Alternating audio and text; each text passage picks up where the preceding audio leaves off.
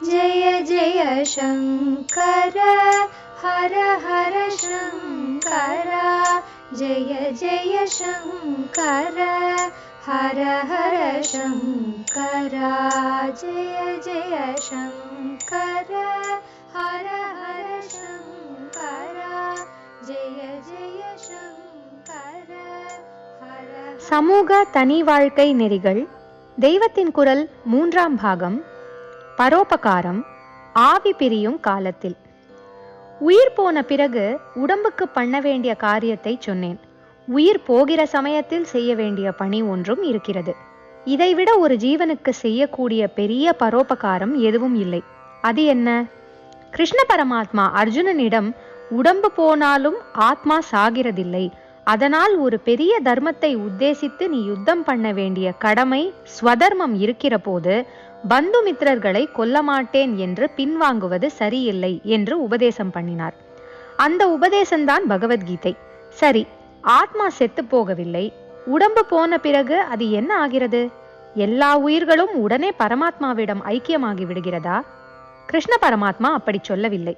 அந்த உயிர் அதன் கர்மத்தை பொறுத்து இன்னொரு உடம்பில் புனர்ஜன்மம் எடுக்கிறது என்றுதான் சொல்கிறார். மகா புண்ணியசாலிகள் ஸ்வர்க்கத்துக்கு போய் புண்ணிய பலனை அனுபவித்துவிட்டு அது தீர்ந்ததும் மறுபடியும் இந்த பூமியிலேயே மனுஷர்களாக பிறக்கிறார்கள். 9வது அத்தியாயம் 21ஆம் ஸ்லோகம். துவேஷமும் குரூரமும் கொண்ட நர அதமர்களை திரும்ப திரும்ப அசுர பிறப்பெடுக்குமாறு நானே தள்ளுகிறேன்.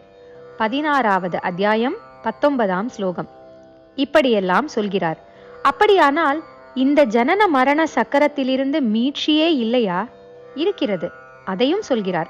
பக்தி யோகத்தாலோ ஞான யோகத்தாலோ தன்னை உபாசிப்பவர்களை மறுபடி இந்த லோகத்துக்கு தள்ளாமல் பரமாத்மாவான தன்னிடமே அடக்கம் பண்ணி கொண்டு விடுவதாக பகவான் சொல்கிறார். பக்தன் ஞானியாகிவிட்டால் செத்துப்போன அப்புறம்தான் பரமாத்மாவிடம் ஐக்கியமாக வேண்டும் என்றில்லை. அவன் இந்த லோகத்தில் இருக்கிற மாதிரி பிரத்தியாருக்கு தோன்றும் போதே மோட்சத்தில்தான் இருந்து கொண்டிருப்பான். சகல துக்கங்களிலிருந்தும் விடுபட்ட சதானந்த நிலைதான் மோட்சம். இப்படி பக்தி யோகம் ஞான யோகம் அபியாசம் பண்ணுவதற்கு பகவான் அத்தியாயமாக வழி சொல்லி கொடுத்து கொண்டே போகிறார். ஆனால் இந்த மாதிரி பண்ணி ஜெயித்து மீளுகிறவன் எங்கேயாவது கோடியில் ஒருத்தன்தான் இருப்பான். இதையும் அவரே சொல்கிறார். மனுஷர்களில் 1000ல் ஒருத்தன்தான் சித்திக்கு முயற்சியே பண்ணுவான். அதிலும் அபூர்வமாக எவனோதான் முயற்சியில் ஜெயித்து என்னை வந்தடைகிறான் என்கிறார். 7வது அத்தியாயம் 3வது ஸ்லோகம். இப்படியானால் என்ன பண்ணுவது? எல்லாவற்றுக்கும் ஒரு குறுக்கு வழி இருக்கிறதே. அந்த மாதிரி சம்சாரத்திலிருந்து விடுபடுவதற்கு ஷார்ட்கட் இல்லையா?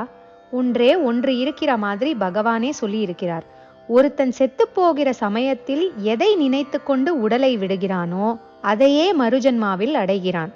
என்னையே ஸ்மரித்து கொண்டு எவன் சரீரத்தை விடுகிறானோ அவன் என்னை அடைந்து விடுகிறான் என்று சொல்லி நாஸ்தி அத்ர சம்சயஹ, இதில் சந்தேகமே இல்லை என்று கேரண்டி கொடுத்திருக்கிறார். கீதை 8ஆம் அத்தியாயம் 5வது ஸ்லோகத்தில். ரொம்ப சுலபமான வழியாக இருக்கே. வாழ்க்கை முழுக்க எப்படி குட்டிச்சுவராக நடத்தினாலும் அந்திம சமயத்தில் மட்டும் பகவானை நினைத்து கொண்டால் போதுமாமே. அதனாலேயே இந்த ஜனன மரண சக்கரத்திலிருந்து தப்பித்து கொண்டு விட முடியுமாமே என்று தோன்றுகிறது. ஆனால் பகவான் இங்கே பொடி வைத்து பேசுகிறார். கடைசி காலத்தில் என்னை நினைத்து கொண்டு என்பதற்கு அந்த காலே மாம் ஸ்மரன் என்று சொன்னால் போதும். ஆனால் பகவான் அப்படி சொல்லவில்லை. அந்த காலே ச மாம் ஏவ ஸ்மரன் என்று ஒரு சவும் ஏவவும் போட்டு சம்சார நிவிருத்தி இத்தனை சுலபம் இல்லையப்பா என்று ஆக்கியிருக்கிறார். இந்த சவுக்கும் ஏவவுக்கும் என்ன அர்த்தம்? அந்த காலே ச என்றால் சாகிற சமயத்திலும் என்று அர்த்தம். மாம் ஏவ என்றால் என்னை என்று மட்டும் அர்த்தம் இல்லை, என்னை மட்டுமே என்று அர்த்தம். அவரை மட்டுமே அந்திமத்திலும் ஸ்டெடியாக ஸ்மரிக்க வேண்டும். அப்போதுதான் மோட்சம். நம் மனஸ் லகான் இல்லாத குதிரையாக ஓடுகிற ஓட்டம் நமக்கு தெரியும். ஏதோ இந்த க்ஷணம் அது அப்படியே பரமாத்மாவிலேயே தோய்ந்து விட்டார் போல இருக்கும். பார்த்தால் அடுத்த க்ஷணமே அது பீத்து கொண்டு ஏதாவது குப்பை தொட்டிக்கு போயிருக்கும். நமக்கே ஆச்சரியமாக தாங்க முடியாத வியசனமாக இருக்கும். அவ்வளவு நல்ல சாந்த நிலையில் இருந்தோமே, இது எப்படி அங்கே இருந்து அறுத்து கொண்டு கிளம்பிற்று என்று. இங்கிலீஷில் ஃபிராக்ஷன் ஆஃப் அ செகண்ட் என்கிறார்களே, அது மாதிரி ஒரு செகண்டில் வீசம் பாகம் கூட இந்த மனஸ் ஒன்றில் நிலைத்து நிற்க மாட்டேன் என்கிறது. எனவே மாம் ஏவ ஸ்மரன், பகவானை மாத்திரமே நினைப்பது என்பது ரொம்ப கஷ்டம்தான். சாகத்தான் போகிறோம் என்று முதலில் தெரிய வேண்டும். அதற்கப்புறம் அதற்காக பயந்து நடுங்காமல் புத்தியை நன்றாக தெளிவுபடுத்தி கொள்ள வேண்டும். அப்படிப்பட்ட தெளிவோடு இந்த க்ஷணம் உயிர் போகிறது என்றால் கூட அந்த ஒரு க்ஷணத்திலாவது ஐகாக்கிரியத்தோடு, அதாவது ஒருமுகமான சிந்தனையோடு பகவானை மட்டுமே நினைக்க வேண்டும். அப்படி ஒரே க்ஷணத்தில் பிராணன் போய்விட்டால் நல்லது. பகவானை விட்டு ஸ்மரணை நகராத போதே உயிரை விட்டு அவனிடமே போய் சேரலாம். ஆனால் இப்படி யாரும் சாக காணோமே. குண்டு போட்டு சுட்டால் கூட ஒரு 5-10 நிமிஷத்துக்கு அப்புறம்தானே உயிர் போகிறது. அத்தனை நாழி, அந்த 5-10 நிமிஷமும் பிராண பிரயாணத்தின் மகா அவஸ்தைகளை மறந்து பகவானை ஸ்டெடியாக நினைத்து கொண்டு அப்படியே பிராணனை அதன் மூலத்தில் கரைக்கிறது சாத்தியமா? எலக்ட்ரிக் ஷாக் மாதிரி அடித்து உடனே இன்ஸ்டன்டேனியஸ் சாவு வருகிறது என்றால் அந்த இன்ஸ்டன்டில் பகவான் நினைவு வந்துவிட்டால் போதும். ஆனால் வர வேண்டுமே. வராவிட்டால் பயம் வரக்கூடாதே? அல்லது அப்படியே உணர்ச்சி மறத்து போய் பிரக்ஞை இல்லாமலும் சாகக்கூடாதே?